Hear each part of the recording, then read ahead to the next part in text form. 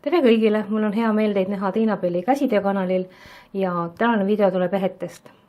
Ja tuleb nendest ehetest, mis ma olen ise teinud. Ja kõigepealt siis tänases videos ma näitan oma helmestikandiga ehteid. Helmestikandiga ehteid ei ole mul palju jäänud enda kätte, sellepärast et enamus neist on leidnud endale väärikad kandjad. Aga alustan siis kõige vanemast ehtest, mis mul on, ma ei tea, 5-7 aastat. Ja selleks on selline käevõru. Ja tal on selline magnetiga toru kinnitus.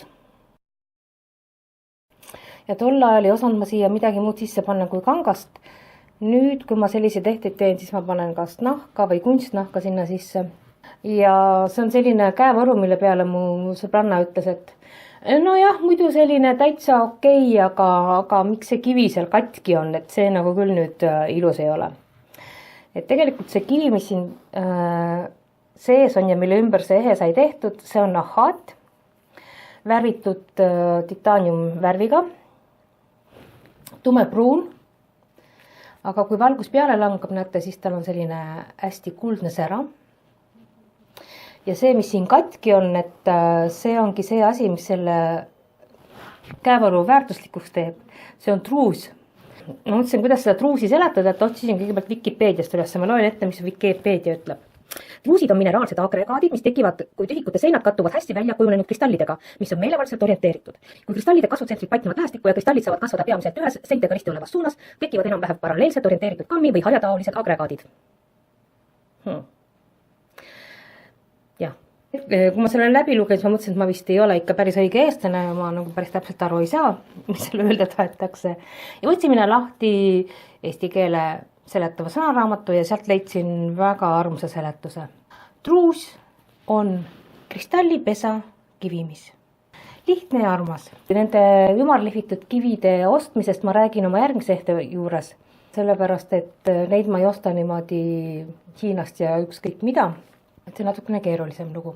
Kui nüüd keegi on seda usku, et kõikidel kivimitel ja kristallidel on oma tähendus ja oma mõju, siis te võite internetist otsida truusi kohta, et truusi kohta on samuti oma seletused olemas, kuidas ta siis mõjub. Selline on siis lähedalt käevõru. Keskmis on ümarlihvitud ahaat, mis on tumepruun, pronksikarva ja kui siis valgus peale langab, siis ta on selline kuldne. Siis sellise kristallipesaga. See kivi ei ole siia liimitud, vaid semnehelmestega on siis siia ümber punutud selline korv. Semnehelmed on minu meelest Tšehhi omad, iirise läikelised. Ja seal on ma kasutanud siia mitut suurust kristallketti. Osa sellest kristallkettist on Tšehhi ja see on suhteliselt kallis, aga osa on mul ostetud Hiinast. Kusjuures ma ei oska praegu ütelda, mis on mis, ma ei mäleta. Ja hästi palju erinevaid semnehelmeid, erinevate toonidega. Need siin on Jaapani semnehelmed ja siis Tšehhi omad. Mis vahe on see, et Tšehhi omad ei ole nii ühtlased ja need varieeruvad natukene suuruse poolest üksteisest. Mis tähendab seda, et ükskõik kuidas see püüata ja ideaalne, küll aga need Jaapani omad on hästi kvaliteetsed. Ja samuti olen kasutanud siia magevepärle, kollakaid, siis olen kasutanud rida erinevaid klaashelmeid. Plastmassi ma siinkohal kasutanud ei ole, see helmes siin on Swarovski pärl. Siin kivi ümber on siis veel tallivärvi piikkoonused, aga need ei ole Swarovski kristallid ja need ei ole ka Hiina omad, et need on USA-st ostetud, ma ei oska ütelda firma nime. Ja vastu on pidanud see käevõru mul suhteliselt hästi, sellepärast et loomulikult ta ei ole selline käevõru, millega ma igapäevaselt käiksin. Ainult pidulikel juhtudel. Ma arvan, et vanus 5-7 aastat ma pakun. Nüüd järgmine ehe on mul helmestikandis kaelakee ja välja näeb ta selline. Ja selle ehte üle olen ma väga uhke sellepärast, et Venemaal on, kus helmestikandiga ehte ja üldse igasugused käsitööehted on väga kõrge meisterlikkusega teostatud. Seal valitakse nagu ja jagatakse fotosid siis inspiratsiooniks teistele ja valitakse välja kõige ilusamad ehted alati. Siis üllatusega ma avastasin, et minu see kaelakee ehe on ka sinna jõudnud. Ja ma räägin lähemalt, mis siin siis kaelakees on. Ja kaelakeega ma tegin nii, et ma ei kasuta mingisugust ketti, vaid kasutasin siis erinevaid kristalle, Swarovski kristalle, klaashelmeid, lihvitud kristalle.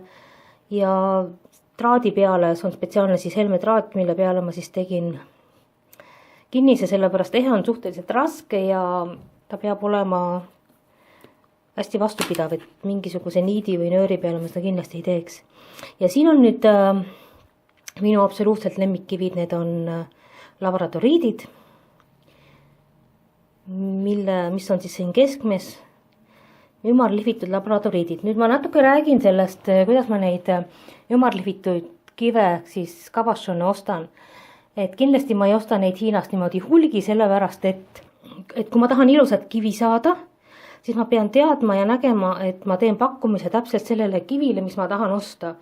Sellepärast iga kivi juures on kirjutatud, mitu karaati see kivi on, ehk siis palju ta kaalub, mis on tema mõõdud ja kui te vaatate, siis iga kivi on oma mustriga. Mida kaunim on muster, mida rohkem karaate, seda kallim see kivi on. Ja sellepärast ma ostan oksjonilt tavaliselt eBayst või Etsist ja ma teen pakkumise siis konkreetselt sellele kivile, et ma saan vaadata, et mu ehtes enam-vähem need mustrid, kuna nad on ju hästi varieeruvad labradoriidid, omavahel kokku sobivad ja kui te vaatate, siis te näete, et kõik kivid on eri suurusega, sellepärast, et midagi raisata ei ole, kui leitakse kivi, millest hakatakse lihvima seda cabochon'i, siis jäetakse võimalikult palju alles. See on iga kalli kiviga niimoodi. Ja sellepärast tuleb arvestada, et kõik on oma nägu. Kui nüüd ilma valguseta vaadata, siis ta on selline, ma ei saagi siin kõike valgust ära võtta, hall kivi. Ja kui valgus talle peale langeb, siis tuleb siit seest, kivi seest hakkab siis särama vastu. Kas siis kollakad, sinakad toonid, vahel harva ka lillakad tooni. Ülejäänud toonid on värvitud. Seda tuleb ka ette, mul on selliseid värvitud kive. Selle kivi kohta öeldakse, et see on hall kivi, mille sees on peidus päike. Nende cabochon'ide ümbritsemiseks kasutan ma alati Jaapani seemnehelmeid. Ma arvan, et siin on mul Miyuki pronksi ja karva helmed, sellepärast, et nad on hästi ühtlased ja nendega saab punuda sellise hästi ilusa ümbrise neile. Kõik kivid on niimoodi punutud. Ja siia ümber on kasutatud siis ka muidugi natukene odavamaid seemnehelmeid. Näete, kohe on näha silmaga. Ja kaunistuseks on siis siin samuti sära lisamiseks, kuna see on jällegi selline pidulik ehe, kivid, mis on kaetud sellise värvilise AB läikega. Siin on 3 eri tooni neid.